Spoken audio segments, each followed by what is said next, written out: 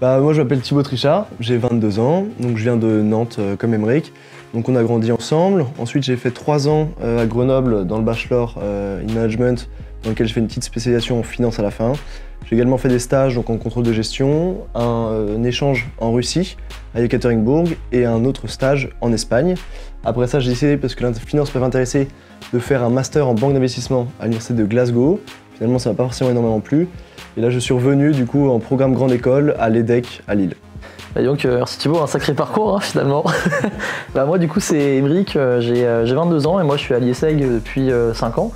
Donc j'ai réalisé un master là, en finance, donc je suis bientôt diplômé, mais j'ai ce petit esprit entrepreneurial et voilà, de faire des projets en parallèle de ses études, notamment avec Thibaut, qui lui est parti en échange en Russie et moi j'étais à Taïwan. Et on en reparlera tout à l'heure, mais c'est là où tout a commencé finalement et qu'on a créé notre première entreprise ensemble. Donc voilà, et puis en parallèle aussi je donne des petits cours sur des logiciels. Mais voilà, toujours cet esprit entrepreneurial et faire des projets à côté de ses études.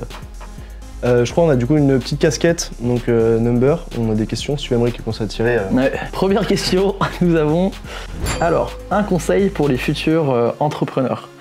Moi si j'en avais un à donner en tout cas, ce serait lancez-vous. En fait, il y a beaucoup de personnes finalement qui vont prévoir pendant longtemps ce qu'ils vont faire, mais en fait la meilleure façon de faire de l'entrepreneuriat pour moi, c'est de faire de l'entrepreneuriat et c'est en mettant les pieds dedans qu'on va y arriver. Donc lancez-vous le plus tôt possible, même si on n'est pas sûr d'une idée au début, faut tester, peut-être que la première, deuxième boîte elle va pas fonctionner, peut-être qu'elle fonctionnera, mais en tout cas c'est avec l'expérience qu'on apprend, donc se lancer le plus tôt possible. Ouais, je suis d'accord.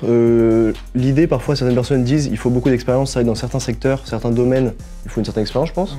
Mais nous, le moment où on avait lancé notre boîte, la première, on n'avait vraiment pas d'expérience ni l'un ni l'autre dans le domaine dans lequel on s'était lancé. On a voulu se lancer, finalement, pour tester, Et je pense parfois aussi, il y a un truc, on a peur un petit peu du risque. On se dit, ok, mais si je me lance et que ça rate, et c'est qu'en fait, on essaye, on apprend, on tente, on voit si ça nous plaît ou si ça nous plaît pas.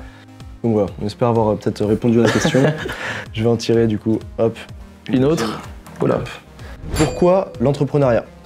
Alors pourquoi l'entrepreneuriat?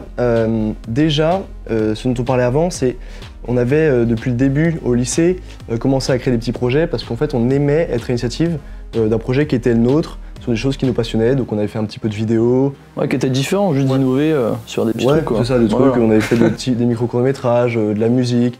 Des vidéos, parce qu'à l'époque on faisait de la trottinette, enfin un petit peu sur tout et n'importe quoi. Donc c'est vraiment l'idée déjà d'avoir ce projet-là ensemble et quelque chose qui nous tient à cœur. Et ensuite, c'était aussi faire quelque chose au-delà des études et d'apprendre des choses par nous-mêmes. Quand on était à distance, on s'est dit ok, on s'est appelé et on s'est dit nous deux on avait envie de faire quelque chose, de travailler plus, d'apprendre sur un domaine qu'on connaissait pas forcément.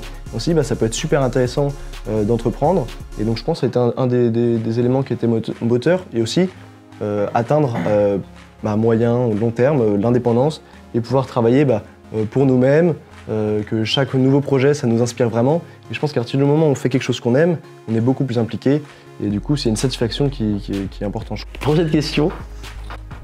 Alors, des préjugés sur l'entrepreneuriat. Alors je pense que nous du coup ça fait entre guillemets un peu plus de 2 ans qu'on s'est lancé dans cette belle aventure, mais je pense qu'au début un préjugé, et qui était peut-être vrai mais il y a plus quelques années, c'était le capital initial pour se lancer. Mais le capital initial, quand vraiment on connaissait pas l'entrepreneuriat, on se disait bon, faut peut-être un peu d'argent pour lancer une boîte, alors que pas forcément, et le risque, voilà. Ouais, je pense que du coup ça c'est vraiment le préjugé 1. Après il faut pas non plus se dire que dans tous les cas il n'y a pas d'investissement initial. Alors, 3 mots pour décrire votre business. Alors je dirais, pensez du coup à 3 mots, ce serait admettons plus conseil, accompagnement, mais aussi formation. Parce qu'en fait, l'idée c'est aussi d'accompagner des entrepreneurs qui se lancent, un peu comme nous il y a quelques années, et à leur donner un peu nos meilleurs conseils. Et en fait, je pense qu'il y a une grande partie des entreprises qui se créent au final.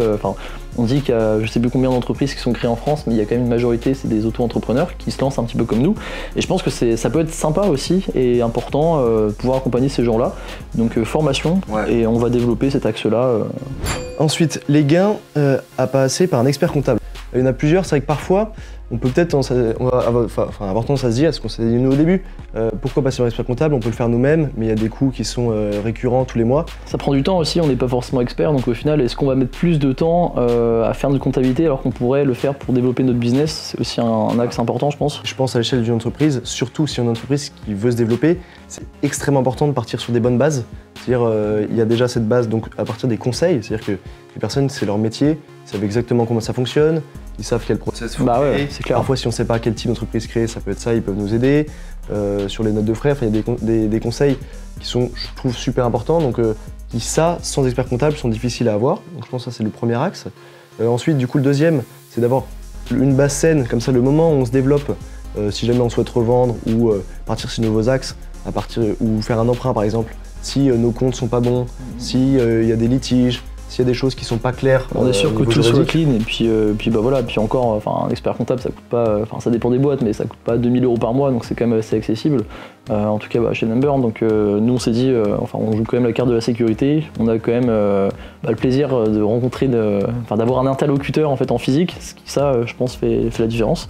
Ouais. Et puis bah voilà, d'être là finalement, ce qui est cool aussi quoi. Donc ouais non c'est pas mal. Et puis après l'avantage d'avoir un expert comptable aussi, c'est que de toute façon, si votre entreprise finit par fonctionner à un moment, on est obligé de passer par expert comptable et c'est de créer, plus on commence tôt, plus une relation de confiance, de long terme, etc. Et c'est dans l'intérêt commun, à la fois pour nous dans l'expert comptable, mais à la fois pour l'expert comptable d'avoir des entreprises. Bah ouais, carrément, pour développer. Typiquement, quand on crée une entreprise, il faut passer par expert comptable, pour moi c'est évident quoi. Ouais, c'est vrai que Number nous accompagnait aussi lors de la création de notre entreprise. Avant, on s'était un peu débrouillé par nous-mêmes. On a quand même vu la différence, c'est rapide, c'est simple, donc content à ce niveau-là aussi. Ouais, quoi. Ensuite, pourquoi Number? Le 3P, proximité, prix et partage. Partage parce que voilà, on est là, par exemple, on a le plaisir d'être ici en interview, de bien s'entendre avec nos interlocuteurs comptables, donc trop cool. Et voilà, c'est un partage. On partage ce qu'on ressent, vous nous partagez votre expérience chez Number. Donc les 3P, je pense qu'ils sont bien trouvés.